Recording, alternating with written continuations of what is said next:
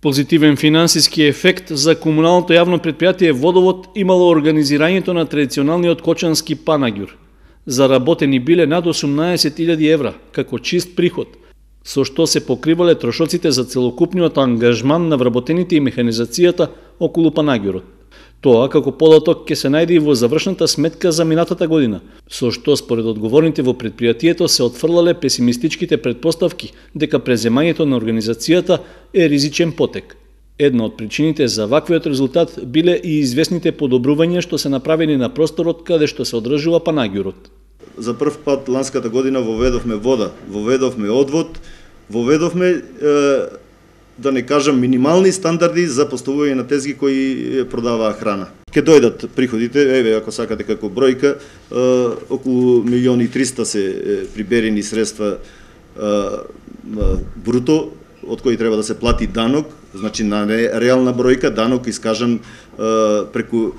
Особено сакам да го пофалам механизмот на прибирањето на средства, значи сите средства беа уплатени преку благајната или преку жиросметката на комуналното јавно предпријатие и на целиот износ приберен ќе се плати данок.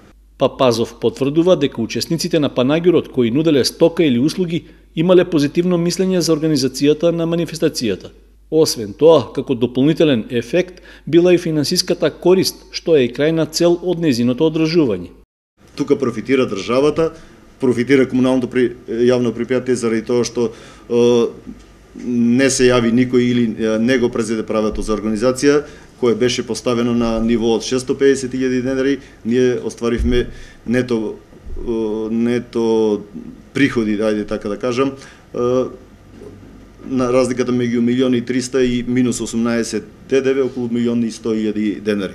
Папазов смета дека и покрај ваквите солидни финансиски резултати се уште има слабости и недостатоци во организирањето на панаѓурот што треба да се отстрануваат. Со преземањето на предизвикот, токму Водовод да биде носител на активностите, тој очекува во иднина да се обезбеди поквалитетна услуга и за учесниците на манифестацијата, но и за посетителите, посебно за оние што доаѓаат од другите градови.